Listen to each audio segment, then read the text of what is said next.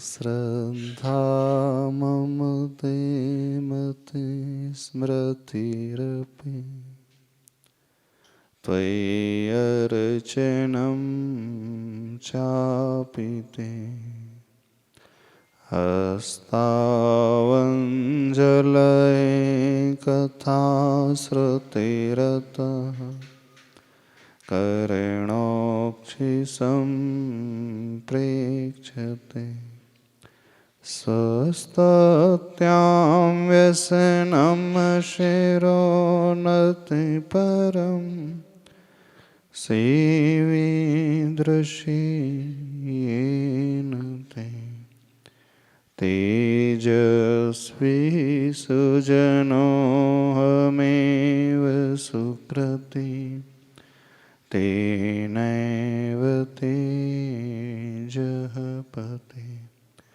देवादिदेवते शिखारी श्री चंद्र प्रभ भगवान की, संत श्रोमणी आचार्य भगवान गुरुदेव श्री विद्यासागर जी महाराज के, पूज्य आचार्य श्री समय सागर जी महाराज के,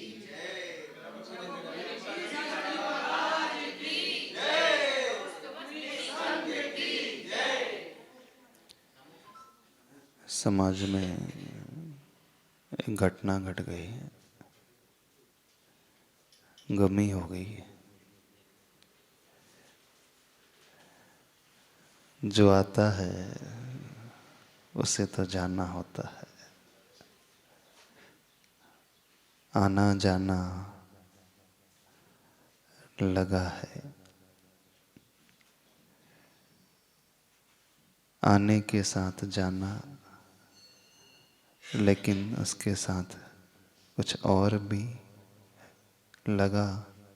और उसके बाद है उत्पाद व्यय द्रव्य युक्तम सत सद्रव्य लक्षणम। द्रव्य का लक्षण ही है सत, अर्थात एग्जिस्टेंस, अस्तित्व। और जिसका अस्तित्व होता है, जो सतरूप होता है, वो कभी असत रूप नहीं हो सकता। जिसका अस्तित्व होता है वो कभी समाप्त नहीं हो सकता। यह भी उतना ही बड़ा सत्य है। फिर भी हम लोग व्यवहार में कहते हैं कि एक व्यक्ति चला गया, चल बसा। हिंदी में क्या कहा जाता है? चल बसा। क्या अर्थ होता है इसका? चल बसा का अर्थ इस दुनिया से चला गया नहीं। यदि उसके हम अर्थ को समझने की कोशिश करें, चल बसा, चलने का अर्थ है जाना और बसने का अर्थ है रुक जाना। आप लोग भी यहाँ आकर के बसे हो ना, अपने अपने गांव को छोड़ करके यहाँ आकर के बस गए हो, क्योंकि सबका जन्म स्थान कहीं और रहता है और कर्म भूमि कहीं और हो जाती है। तो जो बसता है, कहा जाता है, वो अच्छे से रहने लगा। फिर भी कहा जा रहा है चल बसा, यानी यहां से तो चला, कहीं और जाकर के बस गया वो। देखना, जो भी शब्द कहे जाते हैं, जो सेंटेंस हम प्रयोग में लाते हैं लोक व्यवहार में, यदि ध्यानपूर्वक उसके अर्थ का चिंतन करने की कोशिश करें, हर शब्द और हर वाक्य अपने आप में कुछ गहरे अर्थ को लिए हुए होते हैं। तो जो यहाँ से चला गया, कहीं और बस गया, तो इसका अर्थ है कि उसका अस्तित्व तो है ही। वो कहाँ चला गया?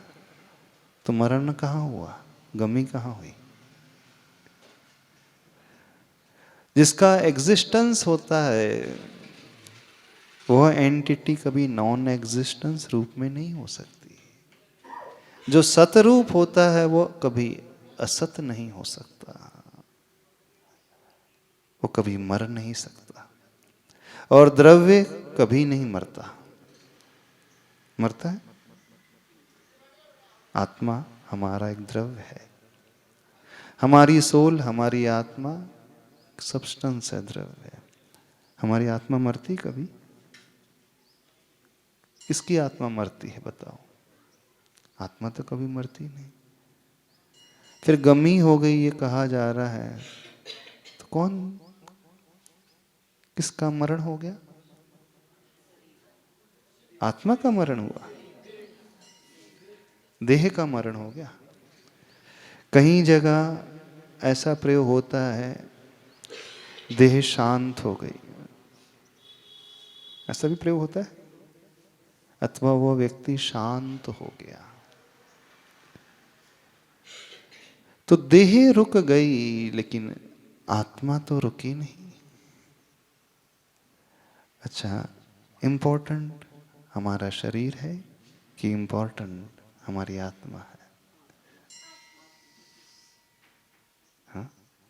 कीमत किसकी है? कीमत शरीर रूपी गाड़ी की है कि शरीर को चलाने वाली आत्मा रूपी मालिक की है? आपके पास भी कोई गाड़ियां होंगी, कई गाड़ियां होंगी। हो सकता है किसी के पास ऑडी हो, मर्सिडीज हो, BMW हो, टोयोटा हो, कोई भी कार हो सकती है। करोड़ों की वो कार आप परचेज कर सकते हैं। कीमती कार होती है कि कीमती आप होते हैं? कीमत किसकी अधिक होती है? गाड़ी की कि मालिक की? मालिक की कीमत। यदि गाड़ी का एक्सीडेंट हो रहा है सपोज, और दोनों में से एक को बचाना है, और एक ही बच सकता है, ये तो कार बच सकती है या उसका ओनर बच सकता है, तो आप किसे बचाओगे? ओनर को। कार वो है, अभी आपने सिर्फ शोरूम से निकाली और इंश्योरेंस नहीं कराया और उसकी कीमत 2 करोड़ है, तो अभी इंश्योरेंस के पेपर को आपने साइन ही नहीं किया है, पहली ड्राइव के लिए जस्ट निकली ही है शोरूम से, और उसी में एक्सीडेंट हो जा रहा है, हो जाता है, और सीधे 2 करोड़ का फटका लग रहा है, तो कार को जाने दोगे कि अपने आप को जाने दोगे? बता दीजिए, किसकी रक्षा पहले करोगे? स्वयं की। तो कीमती कार नहीं है, कीमती कार का मालिक है। कीमती शरीर है कि शरीर का मालिक है? कौन है? आत्मा। और आत्मा अथवा मालिक कभी मरता नहीं, तो फिर किस बात का डर, किस बात का गम? क्यों? आत्मा कभी मरती नहीं, द्रव्य कभी नष्ट होता नहीं, क्योंकि द्रव्य का लक्षण है सत, सद्द्रव्य लक्षणम। सत का अर्थ यहां पर एग्जिस्टेंस, अस्तित्व। आपने एक शब्द और सुना होगा, सच्चिदानंद। सत प्लस चित प्लस आनंद, इनकी संधि होकर के बन जाता है सच्चिदानंद। चित का अर्थ होता है चेतना, हमारी आत्मा की चेतना, हमारी आत्मा का अनुभव। और जो चित्त रूप होती है आत्मा, चेतना रूप होती है, आनंद तो उसी में ही होता है। तो सत रूपी चित्त का आनंद अपने आप में अपूर्व आनंद होता है, और वह आनंद कभी मिटता नहीं। यानी जिसका अस्तित्व होता है वो कभी समाप्त होता नहीं, और जो कभी छूटता नहीं, समाप्त नहीं होता, खोता नहीं, मिटता नहीं, गुमता नहीं, चोरी नहीं होती जिसकी, तो उसके बारे में डर लगता है। व्यक्ति डरता कब है? व्यक्ति दुखी कब होता है? व्यक्ति को विकल्प कब उत्पन्न होते हैं? उसे टेंशन कब होता है? आप लोगों को भी कई बार जीवन में टेंशन होता होगा, हो जाता है। कईयों को क्या, सबको होता होगा? कईयों को, सबको होता टेंशन। आप में से कई ऐसे भी होंगे जिन्हें भय भी लगता होगा, लगता है भाई? डर लगता है? डर लगता है, टेंशन भी होता है। कभी ये सोचा है कि जीवन में व्यक्ति को टेंशन क्यों होता है? उसे भय क्यों लगता है? क्यों जयवर्धन जी बता दो। आप तो ज्योतिष जानते हो ना, आपको कभी डर लगता? डर नहीं लगता? कभी डर नहीं लगता? मरने से भी नहीं डरते हो? कुछ चोरी हो जाए घर में, अच्छा आपकी पत्नी चले जाए तो चली जाना, मरण हो जाए तो कोई प्रॉब्लम? अरे हाँ, वियोग नहीं होगा, दुख नहीं होगा जाने के बाद? 13वीं तक तो होगा दुख, 13वीं तक भी नहीं, 30 तक तो होगा, 30 तक, खारी तक, अच्छा शमशान घाट तक पहुंचाने तक। अरे वो बोल रहे कभी दुख ही नहीं होगा, ना 13वीं का दुख, ना 30 का दुख, ना खारी का दुख, ना शमशान घाट। हाँ दुख नहीं होगा किसी को, डर बहुत लगता है। समझना, इस लॉजिक को समझने की कोशिश करना, दुनिया में व्यक्ति को डर क्यों लगता है, भय क्यों पैदा होता है, लोगों के मन में विकल्प का भाव क्यों पैदा होता है, क्यों उसे टेंशन होने लगता है, क्यों उसे चिंता पैदा होने लगती है? कभी ये सोचने की कोशिश की है? बता सकते हो जिन जिन को भय लगता है अपने जीवन में? हाँ अच्छा, खोने का भय। भय तभी लगता है जो चीज हमारे पास होती है कहीं हमसे वह छूट ना जाए। वो पैसा हो तो पैसे को खोने का डर है, परिवार में कोई ऐसा सदस्य है जिससे आपकी आत्मीयता बहुत ज्यादा है, प्रेम बहुत है, मोह बहुत तीव्र है, तो जहां जितना तीव्र मोह होता है, तीव्र राग होता है, और वह यदि चला जाए, दूर हो जाए, तो विकल्प होने लगता है। यानी भय पैदा ही तब होता है जब मन में यह भाव पैदा होता है कहीं वो हमसे खो ना जाए, छूट ना जाए।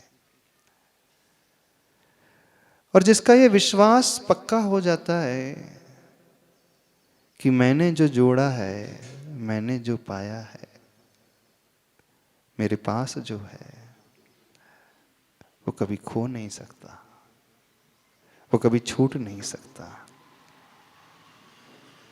जिस व्यक्ति से मेरा राग है, मोह है, वो मुझे कभी धोखा नहीं दे सकता।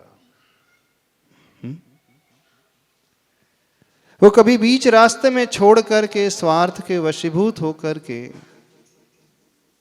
कहीं जा नहीं सकता। वो मुझसे कभी छल नहीं कर सकता, कपट नहीं करेगा। तो उसके प्रति भय का भाव आता है? नहीं आता। जिसके प्रति विश्वास गहरा बैठ जाता है, उसके प्रति कभी भी भय का भाव नहीं आता। आपने मान लीजिए अरबों जोड़ करके रखा है और आपको विश्वास हो जाए कि इतनी संपत्ति मेरे पास है, कभी मुझसे दूर होगी ही नहीं, तो भय नहीं लगेगा।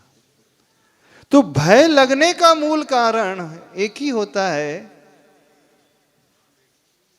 वो हमसे दूर ना हो जाए, छूट ना जाए, खो ना दे उसे।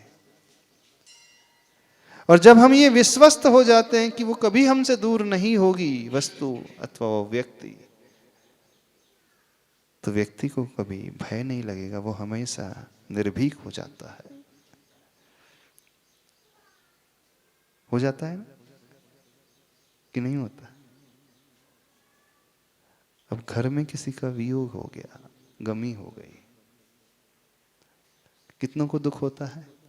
सही सही बताना, बी वेरी प्रैक्टिकल, जो है अंदर से वो बात बताना, मुंह दिखाई नहीं बोलना। अब हम माइक से पूछ रहे हैं सबके सामने, आपको भी होगा जयवर्धन जी, दुख होगा?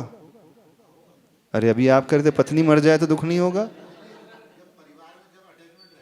हाँ, नहीं तो आपको दुख होगा कि नहीं होगा, हमसे ये जानना चाह रहे हैं। होगा। अब अभी पहले नहीं हो रहा, तब होने लगा थोड़ा सा है? हाँ। अब देखना, जो जो व्यक्ति दुखी होते हैं उसके पीछे सबसे बड़ा कारण जो है व्यक्ति की भ्रांत धारणा, गलत धारणा। हर व्यक्ति ने यह मान करके रखा है जिसे मैं चाहता हूं वह छूट जाएगा, चला जाएगा, और यही सबसे बड़ी गलत धारणा है। आप जिसे चाहते हैं वो कभी नष्ट हो ही नहीं सकता, कभी खो नहीं सकता, कभी दूर नहीं हो सकता हमसे। आप किसे चाहते हो? आत्मा को चाहते हो कि शरीर को चाहते हो? पहले थोड़ा सा ये और क्लियर कर लें, फिर बात आपको स्पष्ट रूप से समझ में आने लगेगी। जिन जिन के मन में भी मोह है, किसी के प्रति आसक्ति है, राग है, तो वो जो आसक्ति है, राग है, वो आत्मा की आसक्ति है कि शरीर की आसक्ति है? शरीर की आसक्ति। कीमती कौन है, शरीर की आत्मा? अरे अभी आप कह रहे हैं कि कीमती, वैल्यूएबल तो आत्मा है, तो किसे चाहना चाहिए हमें? जो इसकी कीमत अधिक है उससे चाहना चाहिए कि जिसकी कीमत कम है उसे चाहना चाहिए? बताइए। इस बात को समझने की कोशिश करें, क्योंकि जो है वो कभी दूर हो नहीं सकता। जो हमारा अपना है वो कभी खो नहीं सकता, छूट नहीं सकता। जिसका विश्वास गहरा हो जाए उसे कभी दुख होगा ही नहीं, भय होगा ही नहीं। और आपको तो ये विश्वास है ना, आत्मा मरती नहीं, नहीं मरती ना आत्मा, ना हमारी आत्मा मरेगी, न किसी और की आत्मा, न परिवार के अन्य सदस्य की आत्मा। जब वो मर ही नहीं रही है तो फिर टेंशन किस बात का, किस बात का दुख? क्यों दुख होना चाहिए? थोड़ा सा और उसे गहरा कर दे। आपके पास गाड़ी है मान लीजिए, और यूज करते करते 14 साल हो गए हैं, यूं कहे 15 ही साल हो गए।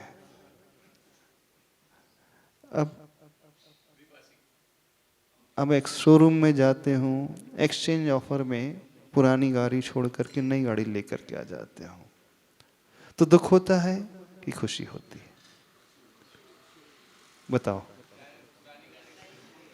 15 साल जिस गाड़ी ने साथ निभाया उसे आप छोड़ रहे हो, उसे आप बदल रहे हो, नई गाड़ी आप उसके बदले में ले रहे हो।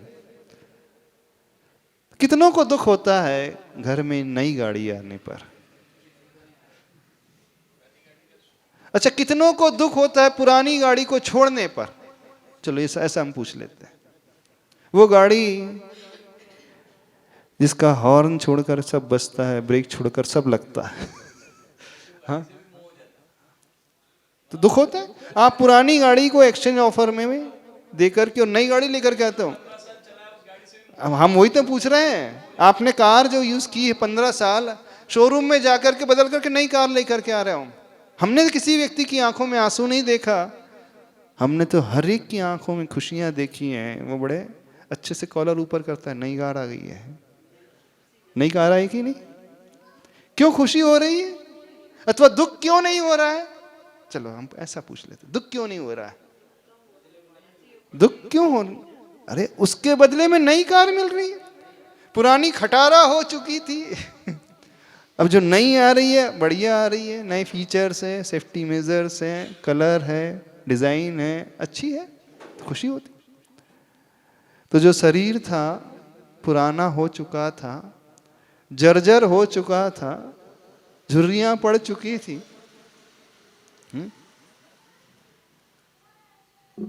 एक्सपायरी डेट में आ चुका था, अब वो जो छूटता है, नया शरीर मिल रहा है, नई गाड़ी मिल रही है, अच्छी गाड़ी मिल रही है, शोरूम की गाड़ी है, ब्रांड न्यू, नए फीचर्स, नया कलर, नई design, update version, latest technology, तो खुशी होना चाहिए कि दुख होना चाहिए? बताओ। जो आत्मा यहां से गई उसने एक नया शरीर पा लिया, मिला कि नहीं उसे नया शरीर? तो खुशी होना चाहिए ना हमें कि दुख होना चाहिए? बता दिए यार। फिर भी यदि कोई दुखी हो रहा है तो उसकी भ्रांत धारणा है, गलत धारणा है, उसने इस कंसेप्ट को समझा ही नहीं है, या यूं कहें उसका विश्वास ही नहीं कि आत्मा मरती नहीं है, कि आत्मा मर जाती है। उसने ये मान लिया आत्मा मर गई, तभी तो वो दुखी हो रहा है। बल्कि होना तो खुश चाहिए कि नहीं?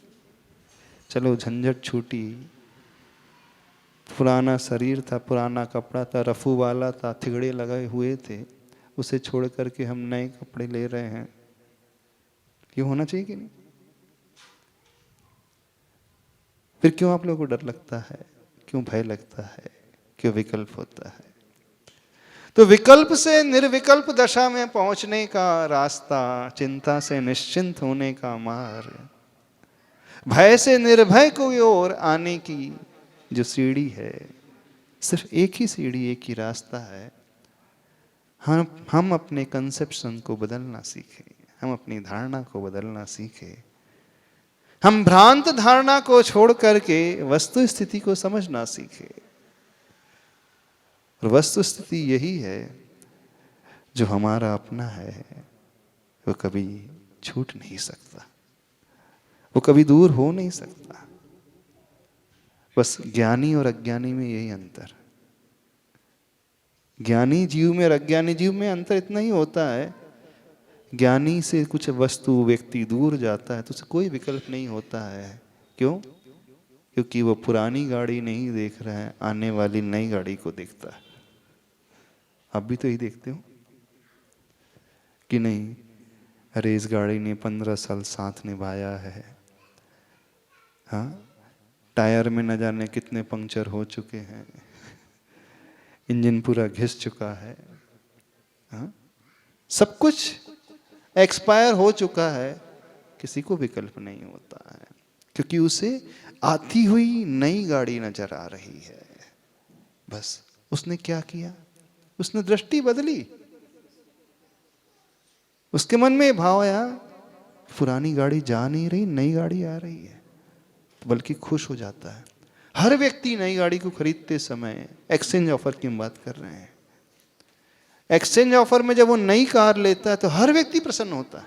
हमने आज तक किसी ऐसे व्यक्ति को नहीं देखा जो एक्सचेंज ऑफर में कार लेते समय आंसू बहाता। आपने देखा क्या? नहीं देखा ना? तो फिर जब नया शरीर मिलता है तो हमें खुश होना चाहिए कि दुखी होना चाहिए? बताइए, क्या होना चाहिए? जब कोई मरे तो क्या होना चाहिए हमें? खुश होना चाहिए कि टेंशन में आना चाहिए? बताइए, मुझे बता दो क्या। अरे नया शरीर कौन सा मिलेगा यही नहीं पता है। और जिसके पास करोड़ों रुपया हैं उसे तो पता है कि जो नई गाड़ी आएगी इस पहले से अच्छी आएगी।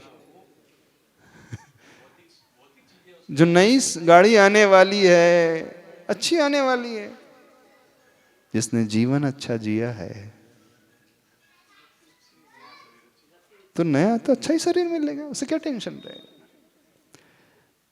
जिसने पाप से ऊपर उठ करके जीवन जीने की कोशिश की है, जिसने करुणा का भाव अपने हृदय में रखा है, जो धर्म से ओतप्रोत रहा है, जिसने दूसरों की मदद की है, सेवा की है, वैय वृत्ति की है, जिसने प्रभु की पूजा की है, गुणगान गाए हैं, जिसने अच्छे कार्य अधिक किए हैं, बुरे कार्य बहुत कम किए हैं, जिसके पास फायदा अधिक है नुकसान कम है, बैलेंस शीट प्रॉफिट वाली अच्छी ज़्यादा दिख रही है, तो उससे दुख होगा? क्यों? उससे तो दुख नहीं होगा, क्योंकि उसे पता है मैंने जीवन अच्छे से जिया है तो नियम से जो गाड़ी मिलेगी अच्छी ही मिलेगी। और मान लीजिए जिसने जीवन भर पाप ही किया है, व्यसन ही किए हैं, दूसरों को दुख दिया है, हिंसा की है, धोखा दिया है, छल फरेब किया है, खूब सारे गलत कार्य किए हैं और उसे जेल में सजा हो जाती है। किसी ने किसी की हत्या कर दी है, मर्डर कर दिया है, बलात्कार के केस कर दिए हैं, चोरी कर ली है, अदालत में उसे सजा सुनाई जाती है। किन की आंखों में आंसू आते हैं बताइए? नहीं आते ना। एक आतंकवादी है, उसे सजा मिल रही है, कईयों को जिसने निपटाया है उसे 14 वर्ष का कारावास मिल रहा है, कौन दुखी होता है? यदि हमें पता है कि ये जीव एक नंबर का पापी आदमी, तो दुख होता है। हमारा जी पड़ोसी का होता नहीं होगा, लेकिन अपना होगा तो दुख हो जाएगा, ऐसा क्यों? यदि आप जानते हैं आपके घर का मेंबर है सर्वगुण संपन्न, सर्वगुण संपन्न समझते हो क्या होता? 6 आवश्यक पालन करने वाला हाँ, अहिंसा व्रत को पालने वाला, दान देने वाला, पूजा करने वाला, स्वाध्याय करने वाला, ये है सर्वगुण संपन्न। लोक व्यवहार में कैसे कहते सर्वगुण संपन्न? वो आपने पिक्चर देखी होगी ना, वो बहुत अच्छा है, जब वो अमिताभ बच्चन बोलता है बहुत अच्छा है, हाँ बस एक ही कमी हाँ हाँ, उस जैसा इंसान तो उस जैसा व्यक्ति कोई है ही नहीं, बस कभी कभी पी लेता है, कभी कभी खेल लेता है, ऐसा है। यदि कोई ऐसा है और उसे कुछ सजा हो जाती है तो किसे दुख होता है? आप जानते हैं आपके ही घर का वो सदस्य है और सर्वगुण संपन्न है, एक नंबर का पापी, एक नंबर का निकृष्ट व्यक्ति, उसे खोने का दुख होता है? होता है। कई लोग ऐसे बोलते हैं अच्छा हुआ संसार से पाप थोड़ा कम हो जाएगा, आसपास शांति मिलेगी लोगों को। जब तक ये था तो अशांति के अलावा, तनाव के अलावा, कषाय के अलावा, लड़ाई के अलावा, मारपीट के अलावा कुछ होता ही नहीं था। कम से कम अब शांति तो मिले। अथवा घर में किसी को बहुत भयंकर बीमारी हो जाती है, हाँ, वो दिन रात खांसते ही रहता है, बेड पर ही लेटा है, ना खा सकता है, ना पी सकता है, ना टॉयलेट जा सकता है, ना बाथरूम जा सकता है, बेड सोल उसके पूरे शरीर में हो चुके हैं। बेड सोल समझते हो ना?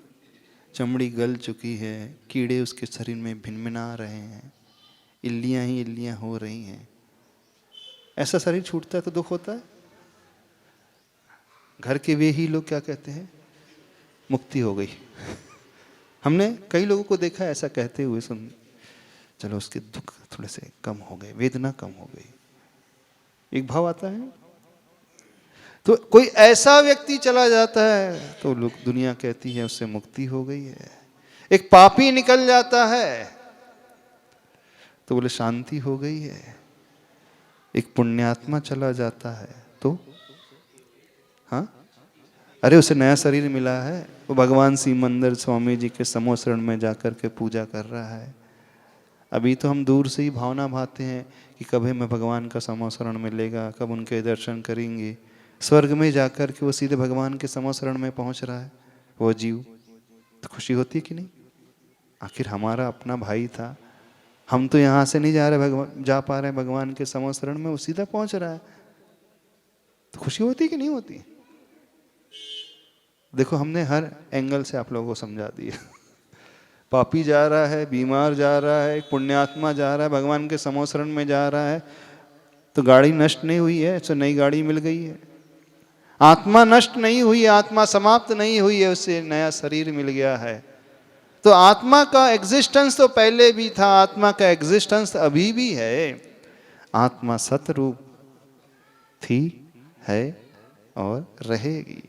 आत्मा चित रूप, चिन्ह रूप, चिन्मय रूप, चेतना रूप थी, है और रहेगी। आत्मा आनंद रूप पहले भी थी, है और रहेगी।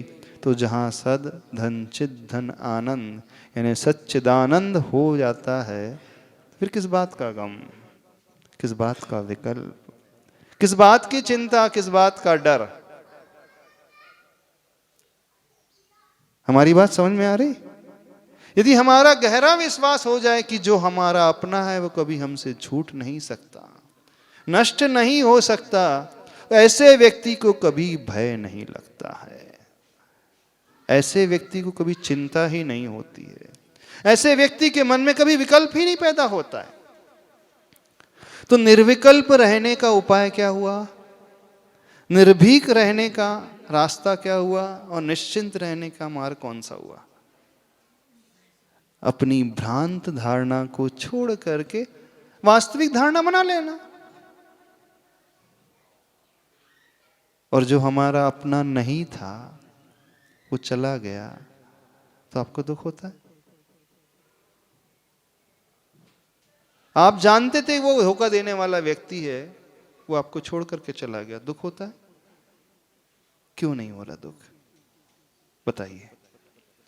इसलिए दुख नहीं हो रहा कि आपकी धारणा पहले से बनी थी, वो धोखा देने वाला ही है, वो छोड़ करके जाने वाला ही है। तो भ्रांति कहां हो जाती है? भ्रांति इसमें हो जाती है जो हमारा अपना नहीं होता है, हम उसे अपना मान लेते हैं बस। और निर्भ्रांत होने का एक ही रास्ता है, वास्तविक स्थिति को पहचानना। मेरी भावना पढ़ते हैं, उसमें एक अंतिम पंक्ति आती है, सभी लोग पढ़ते हैं, उसमें बड़ा अच्छा उपाय बताया गया। वस्तु स्वरूप विचार खुशी से सब दुख संकट सहा करे। समस्त दुख संकट को सहने का रास्ता बताया गया है।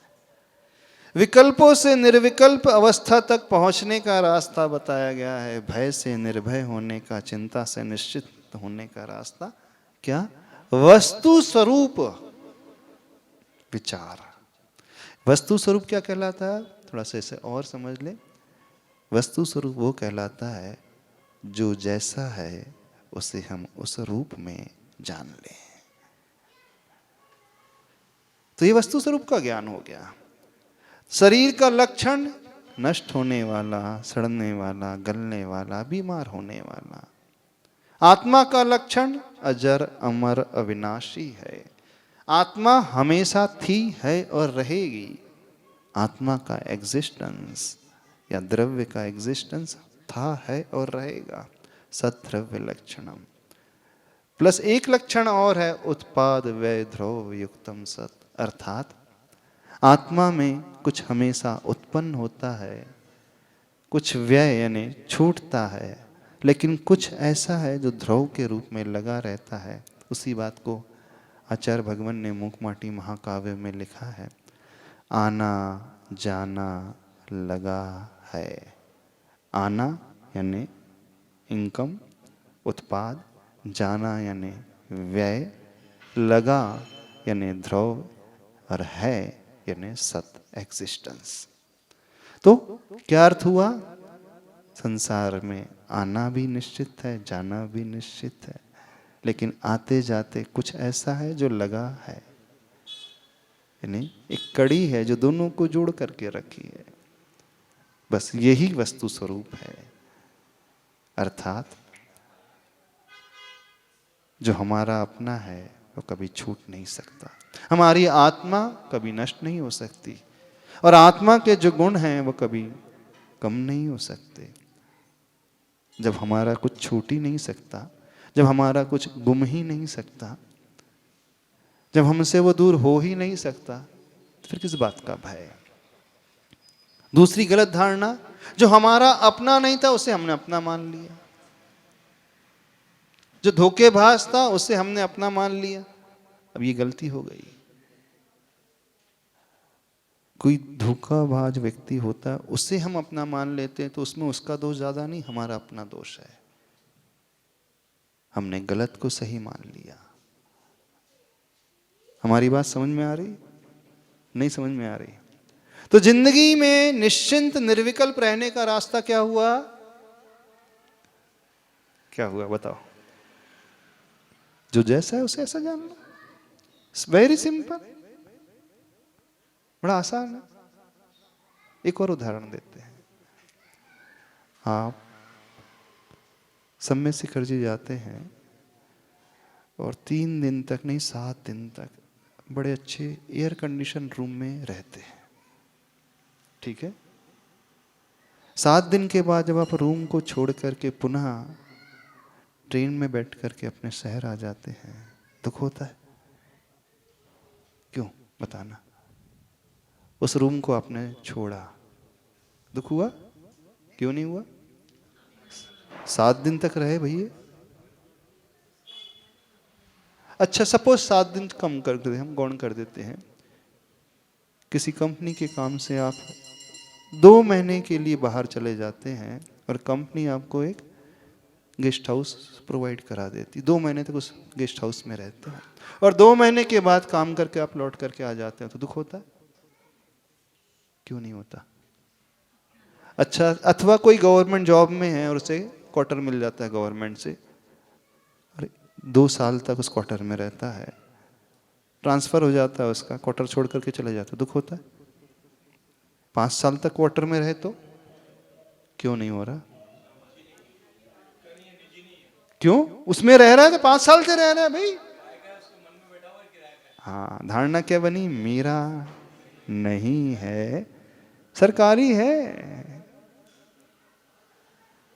बस क्या धारणा आपने बैठाई? मेरा नहीं है। तो जो हमारा था ही नहीं, हमने उसको पहले ही क्षण से स्वीकार लिया, मेरा नहीं है। तो 5 साल रहने के पश्चात छोड़ते समय उसे कोई भी दुख नहीं, क्रंच मात्र भी दुख नहीं होता है। यही होता है ना? यही तो वस्तु स्वरूप का ज्ञान है। अब कोई व्यक्ति उस क्वार्टर से मोह करने लगे, अपना मानने लगे, तो दुख हो जाए। तो आपको जो जो भी मिले हैं क्वार्टर्स,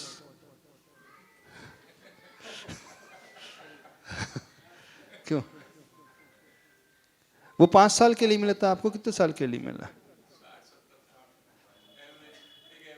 अथवा आप ट्रेन में सफ़र कर रहे हैं, सामने वाली बर्थ में कोई बैठा है, आप उससे बातचीत करते हैं, भोजन भी शेयर कर लेते हैं, साथ में बैठ कर के खाते पीते भी हैं। आपका स्टेशन आ जाता है, दुख होता है छोड़ते समय? क्यों नहीं होता? साथ में टिफिन शेयर किया, पहले ही ये धारणा थी कि स्टेशन आते ही उसका रास्ता अलग है, मेरा रास्ता अलग है, तो दुख नहीं होता है? अब आपको जो भी साथी संगाती मिले हैं, आपने क्या धारणा बनाई? अपने हैं। वो मुसाफिर भी तो अपना ही था। उसके साथ भी तो आप भोजन कर रहे थे, टिफिन शेयर कर रहे थे। अच्छा, आपकी पत्नी जयवर्धन आपकी अपनी, आप ही की है ना? कि नहीं है? कितने दिन के लिए? बस ये धारणा बना लिए, वहां 72 घंटे की जर्नी थी, यहां 72 साल की जर्नी। यही है ना? मान लिया हमने, धारणा बना ली, 72 भी ज्यादा हो जाते, 25 के बाद तो मिले थे। अच्छा 30 के, आजकल तो 30 के बाद मिल रहे हैं। अच्छा 30 के बाद मिले थे, और एवरेज एज कितनी आज के जमाने में? 60। तो 30 साल। तो धारणा आप पहले से बना लो कि 30 साल की जर्नी है, 30 साल के बाद इसका स्टेशन अलग है, मेरा स्टेशन अलग है, तो दुख होगा? नहीं होगा ना? अब दुख किसे होता है? दुख किसे हो जाता है? जो इसे भूल जाता है, जो उस यात्री को ही अपना मान लेता है, बस वही गलती हो जाती है। तो वस्तु स्वरूप क्या हुआ? हम वस्तु स्थिति को जाने कि हमारी जर्नी है, वो घंटे की जर्नी थी, वर्षों की जर्नी है। और जर्नी जब पूरी हो जाती है तो वो अपने गंतव्य चला जाता है, उसे नया शरीर मिल जाता है, हमें नया शरीर मिल जाता है।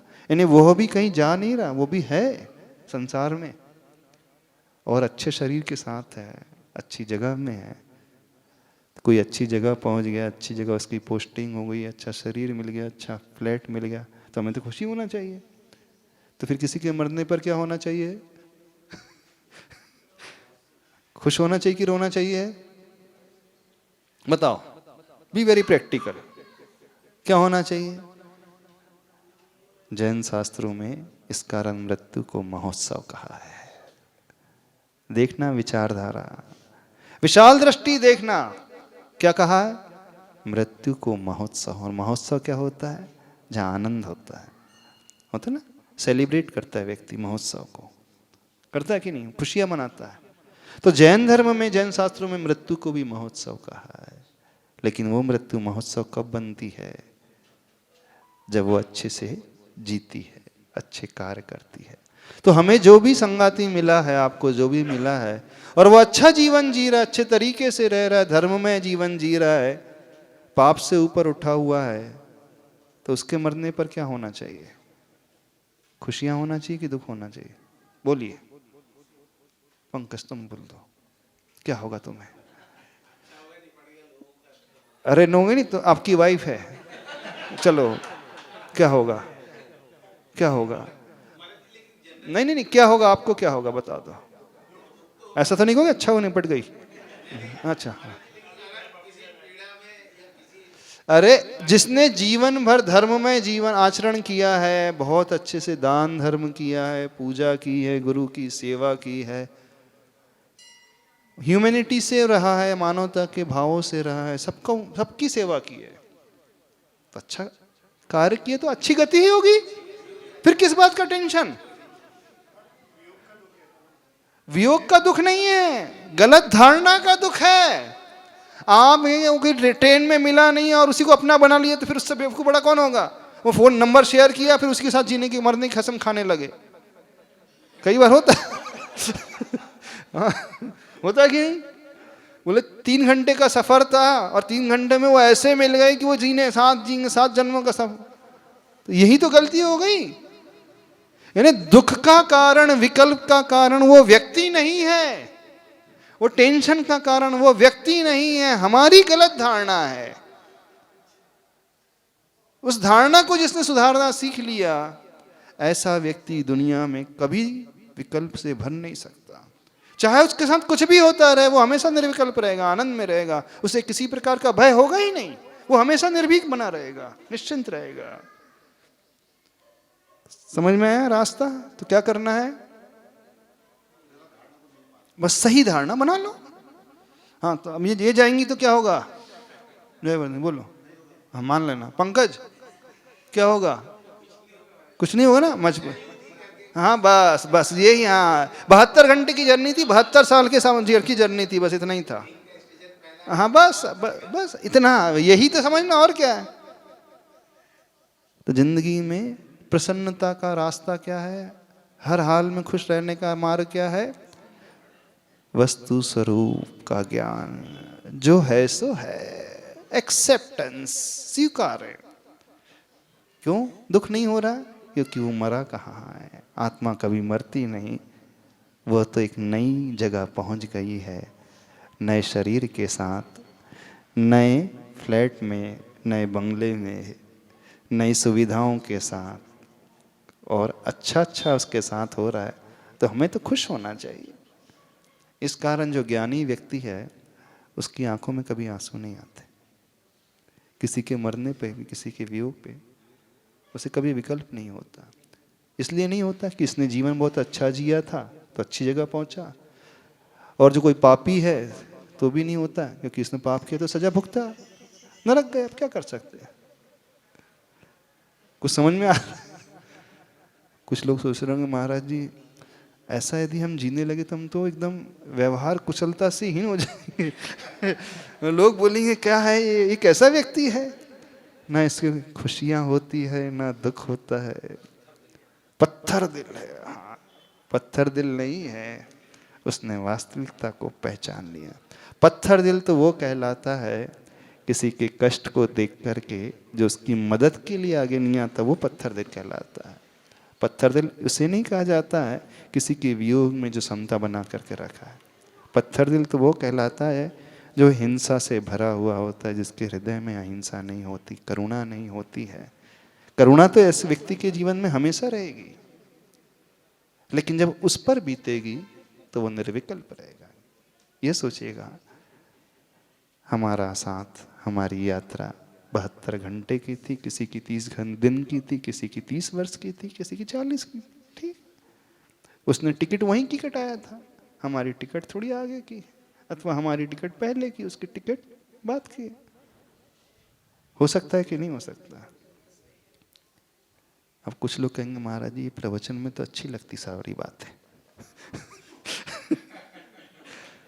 क्यों अनिल जी, प्रवचन में अच्छी लगती है ना, लेकिन जिंदगी में, रियल लाइफ में यही गलत धारणा को लेकर के तो अनंत भाव निकाल दिए हैं।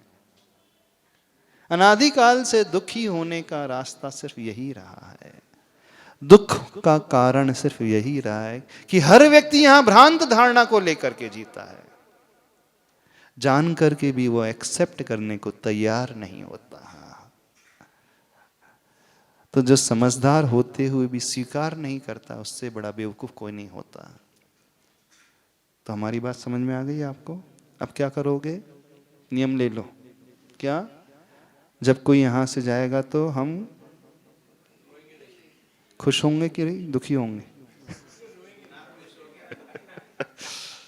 खुश इस कारण होंगे, खुश इस कारण होंगे कि उसने जीवन धर्म में जिया था तो अच्छा फल पाया है, इसलिए खुश होंगे। मृत्यु को इसलिए महोत्सव कहा है, समझो इस बात को।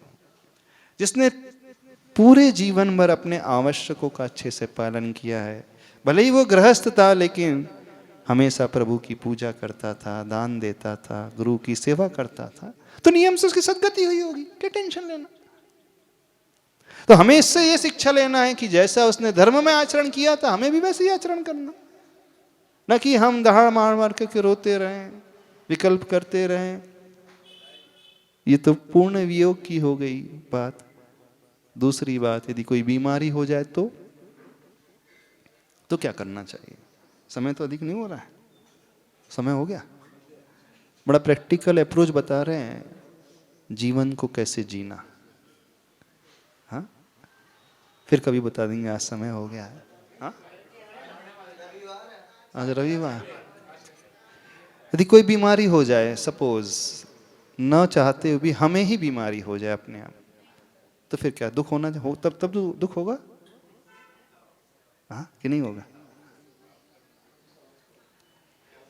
मान लो कैंसर ही हो जाए अपने आप को, ऐसा ना बोले। क्यों? दुनिया का हर इंसान बोलता है कि मैं हमेशा सुखी रहूं, लेकिन हर इंसान जो सुखी बोलने वाला था सुखी हो कहाँ पाता? तो बोलने से कहाँ हो रहा है? दुनिया का हर इंसान चाहता है कि मैं आनंद में रहूं, मुझे कोई परेशानी नहीं रहे, पर होता कहाँ है? चाहने से कहाँ होता है? करने से होता है, चाहने से नहीं होता है। जिंदगी में निर्विकल्प वही रह सकता है जो भी उसके साथ घट रहा है वो उसे स्वीकारने को तैयार होता है। यदि बीमारी हो गई तो हो गई, उसमें क्या बात है। यदि उसका इलाज है तो हम दवाई ले लेंगे तो ठीक हो जाएंगे, और उस बीमारी का इलाज नहीं है तो फिर क्या टेंशन लेना? जो होगा उसे एक्सेप्ट करेंगे। हमारे मुख मोड़ने से, हमारे नकारने से परिस्थिति तो नहीं बदलने वाली। लेकिन जब हमारे भीतर स्वीकार का भाव आ जाता है तो हम आनंद में रहते हैं, और जब हम आनंद से भरे रहते हैं तो हमारे ही शरीर के कुछ ऐसे ग्लैंड्स होते हैं जो इस प्रकार के एंजाइम का सिक्रीशन करते हैं, वो उस बीमारी से लड़ करके हमें ऊपर उठा देते हैं। देखना, बड़ा प्रैक्टिकल अप्रोच बता रहा है। यदि कुछ हमारे साथ प्रतिकूल हो जाए तो भी स्वीकार का भाव रखना, और उस स्वीकार के भाव में हमारा शरीर का इम्यून सिस्टम मजबूत हो जाता है और वह इम्यून सिस्टम हमें उस रोग से लड़ने की शक्ति को प्रदान करता है, उसे बढ़ाता है। और जब जब हम नकारने के भाव में आ जाते हैं तो हमारा शरीर ही और डिस्ट्रक्टिव फेज में आ जाता है और जल्दी हमें बीमार कर देगा और जल्दी परेशान कर देगा। साइकोलॉजिकल वे से बता रहे हैं। तो परिस्थिति कैसी भी हो, चाहे बुरी हो चाहे अच्छी हो, चाहे किसी के वियोग की हो चाहे बीमारी की हो चाहे आर्थिक नुकसान की हो, हर हाल में वस्तु स्वरूप विचार खुशी से सब दुख संकट, रास्ता यही है। मानना इतना ही संयोग था, हमारा कर्म ऐसा ही था, हमने पूर्व में उसके साथ कुछ किया होगा। यदि आज हम विकल्प करने लगते हैं, बहुत ज़्यादा टेंस हो जाते हैं, चिंता से भर जाते हैं, तो नए अशुभ पाप कर्म और बंधने लगते हैं, हमारी स्वयं की शक्ति क्षीण होने लगती है, जो हमारे पास होता है वह भी हम खोते चले जाते हैं। और उस समय हम स्वीकार का भाव लाते हैं तो नियम से नए शुभ पुण्य कर्म बनते हैं, जो हमें लड़ने की शक्ति को और देते हैं। हमारा इम्यून सिस्टम मजबूत होता है, हमारी मानसिक विचारधारा मजबूत होती है, और जब विचारधारा मजबूत हो जाती है तो उस परिस्थिति को हम बहुत आसानी से फेस कर सकते हैं और करते हैं और उसके ऊपर विजय प्राप्त कर लेते हैं। प्रैक्टिकल तरीका बता रहे हैं। तो क्या समझ में आया? चाहे किसी की गमी हो, चाहे अपनी ही गमी हो, चाहे हमारे लिए स्वयं कोई बीमारी हो जाए, चाहे कोई प्रतिकूलता आ जाए, तो कैसे सहन करना? वस्तु स्वरूप विचार खुशी से सब दुख संकट सहा करें। तो हर हाल में कैसे रहना? आनंद में रहना, ठीक है ना? प्रसन्न रहना, जब तक जीना सुख से जीना, क्या चिंता करना? जो है सो है, जो हो सो हो, हमको क्या हमको क्या, हमको क्या। चलिए आज इतना ही रखते हैं। बोलिए देवादिदेव खजाराट श्री पार्श्वनाथ भगवान की जय।